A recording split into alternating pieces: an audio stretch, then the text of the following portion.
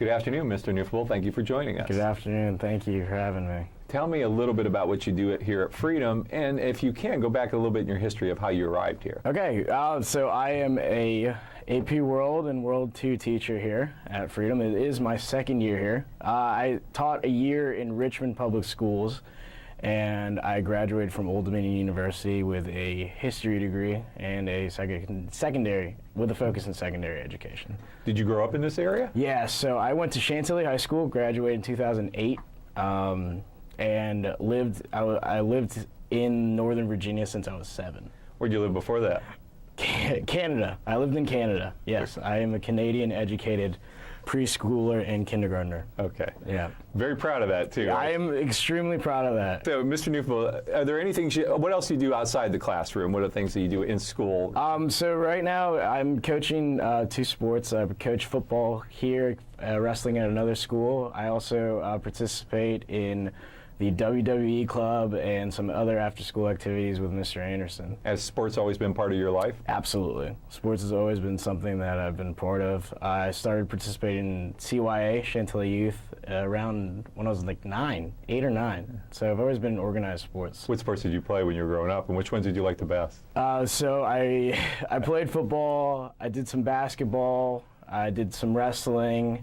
I tried out soccer for a year, not a big fan, but everything through organized sports pretty much. My parents were really into making sure that I kind of got the whole understanding of what I was interested in other than school. Do you see some similarities between coaching and teaching? Absolutely. I think coaching and teaching it's coaching to me is just a different word for teacher, and for me, coaching is very broad, and you get to really teach them not just about the sport, but for my favorite thing is just teaching them about life and making other connections with coaching.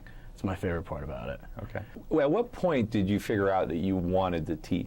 So this is actually it wasn't until my sophomore year of college. I went to school as a business major. I got a C+ in business calc and realized I could not do that for another 3 years. Okay. So that was one of them. It was always in the back of my head, though, however. Ever since I was in middle school, elementary school, I knew that one of the skills that I had was being a really good communicator with my peers and with teachers and adults. I knew that I had a skill in talking, having conversations, making connections, just greater than something than a teacher-student or peer-to-peer. I thought I was really good at making connections and having communication. So for me, teaching was something where I said, how can I do what I'm good at in terms of communication and talking and connecting with people? And to me, teaching was that avenue. Did you, when you were coming up through the youth leagues, were you a captain? Did you get a chance to coach any of the younger teams, officiate and do things like that? Yes, I was. I guess I got to brag about this. I was one of the captains on my 7th grade, 8th grade football team. We used to win something called Metro Bowls all the time. We used to play teams in Maryland. So I was always a team captain in football. I used to coach youth league football, SYA, when I was in high school as well.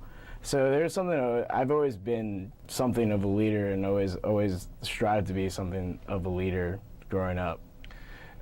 With some of the students that you have in the classroom or some of the students that you coach, do you see some of those same leadership qualities in people that would make good coaches and teachers? Absolutely, absolutely. Especially with the environment here, where we're encouraged to express ourselves and encouraged to go different ways, other than just straight up just learning. I think there's a lot of qualities that I see that are future leaders, future coaches, future teachers, because again, the communication that they have here and the peer-to-peer relationships that I see in the school is something that's really great and should be really encouraged. Thank you for your time. Well, thank you, sir.